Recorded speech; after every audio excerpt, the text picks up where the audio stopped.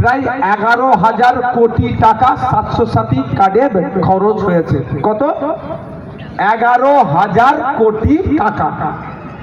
আর কলকাতার পিজি হসপিটালটা তৈরি করতে কত খরচ হবে জানেন আপনার? এখানে 1,000 কোটি টাকা। তাহলে কটা পিজি হসপিটাল তৈরি হতো সারা পশ্চিম বাংলায়? বলো।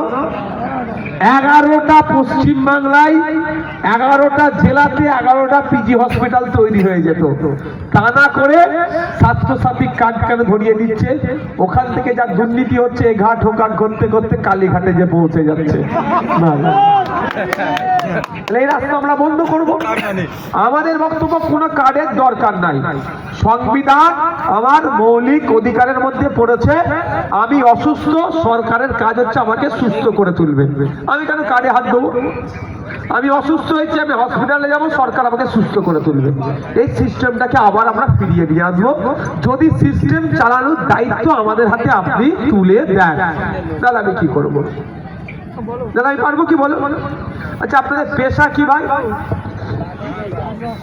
হ্যাঁ, চাষবাস।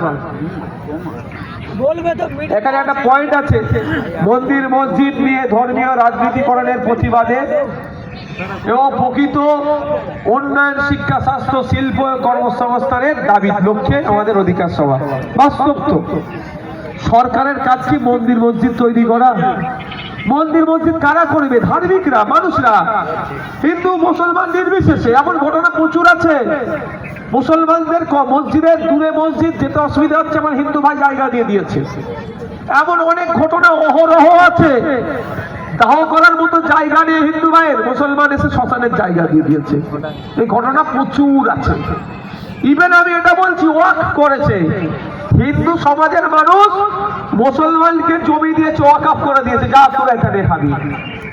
এই ইতিহাস আমাদের পশ্চিমবাংলা, ভারতবর্ষে অনেক আছে। মহাবীরের মন্দির বিহারে কোটি টাকা খরচ করে একটা মুসলমান করে দিচ্ছে। আমি এবার বলার বক্তব্য এটাই, মন্দির মসজিদ তৈরি করা সরকারের কাজ নয়। সরকারের কাজ মন্দির মসজিদে যারা যাচ্ছে নিরাপদে যাচ্ছে তো, সুরক্ষা তারা পাচ্ছে তো, মন্দির মসজিদে যারা যাচ্ছে তাদের ইনকামটা ঠিক হচ্ছে তো, এটা সরকারের ভাবা দরকার। মন্দির মসজিদে যারা যাচ্ছে তাদের শিক্ষা ঠিক পাচ্ছে তো, তাদের স্বাস্থ্য ঠিক থাকছে তো, তাদের কর্মসংস্থান হচ্ছে তো, এটা সরকারের ভাবা দরকার। সরকার ওগুলো বন্ধ করে দিয়ে মন্দির মসজিদ তৈরি করছে।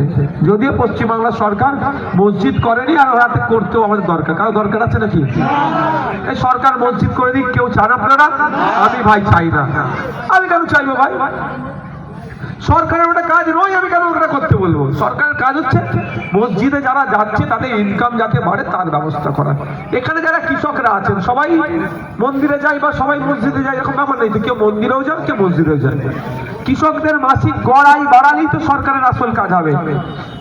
আপনারা কাকদ্বীপের মানুষ, কৃষকরা মাস গেলে 8,000 টাকার নিচে ইনকাম করে, আর মেঘালয়ের কৃষকরা মাস গেলে 30,000 টাকার উপরে ইনকাম করে। তফাৎ তো এখানে আছে।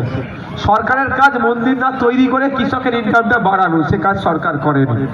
আপনারা যদি আমাদের সুযোগ দেন, স্বামীনাথন কমিশনের যে সুপারিশ, সেই সুপারিশ অনুযায়ী কৃষকের গড় আয় বাড়ানোর দায়িত্ব আমরা তুলে নেব।